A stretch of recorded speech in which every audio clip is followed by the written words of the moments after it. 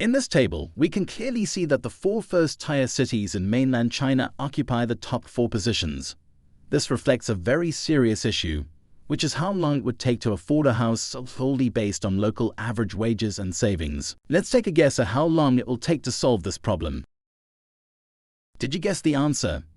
The correct answer is that you will never be able to afford a house in your entire lifetime. Yes, you heard it right. If you rely solely on your own efforts in China, the world's second largest economy, you will never be able to afford a house of your own. Let's take Shanghai as an example. According to the data released by the Shanghai Statistics Bureau in 2022, the per capita disposable income for residents is 79,610 Chinese yuan, equivalent to a monthly salary of 6,634 yuan. This figure differs from the statistics provided by the World Bank. The number 9,651.28 does not resonate with the average Chinese person's personal experience. However, a monthly salary of 6,634 Chinese yuan is more in line with the general perception of average income levels. Let's continue looking at the example of buying an apartment on the outskirts of Shanghai, where the price per square meter is approximately 68,411 yuan and 76 yuan. This is similar to the actual real estate market prices in Shanghai. Based on calculations, if you want to buy a small apartment of 70 square meters, you would need 4.79 million Chinese yuan. If a person could survive without eating or drinking and had no living expenses, it would still take a full 60 years. However, this is an ideal scenario, and no one can live in Shanghai without spending a penny.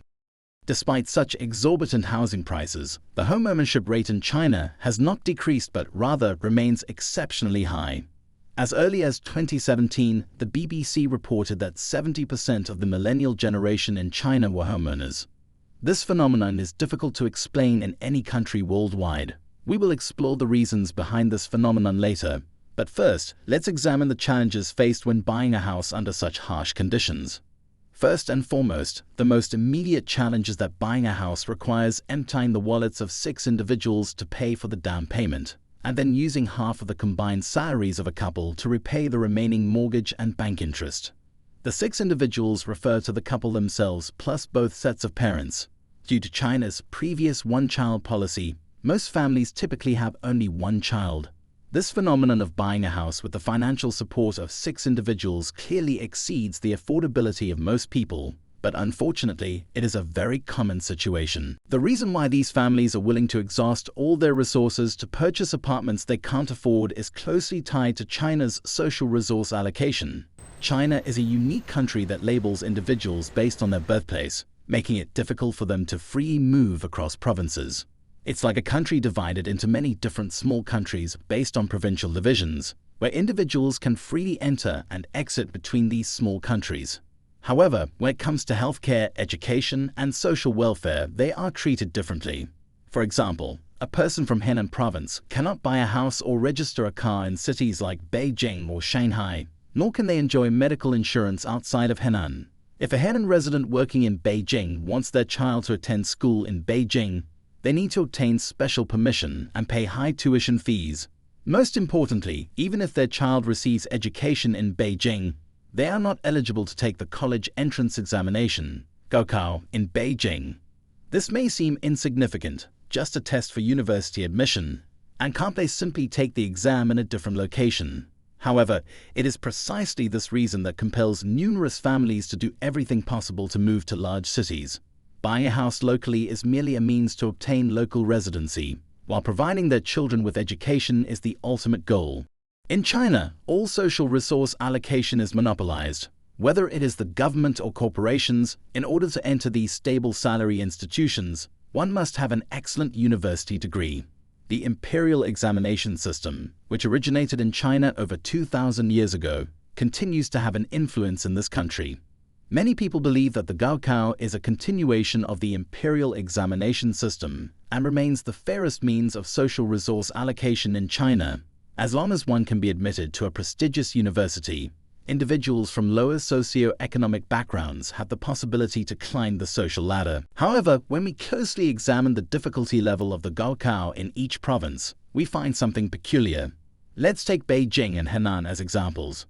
In Henan, the probability for a student to pass the exam and enter a decent university is 31%, while the chance of getting into a top-tier university is only 11%.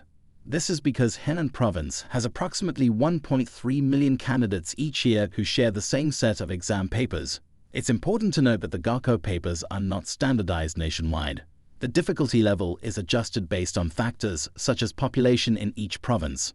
On the other hand, a student from Beijing has a 69% chance of entering a decent university. They only have to compete with around 50,000 other students. The Gaokao papers in Beijing are widely recognized as relatively easy. As a result, achieving social mobility through the Gaokao is not entirely fair, as there are provinces where individuals can achieve what others from different provinces may never attain with less effort.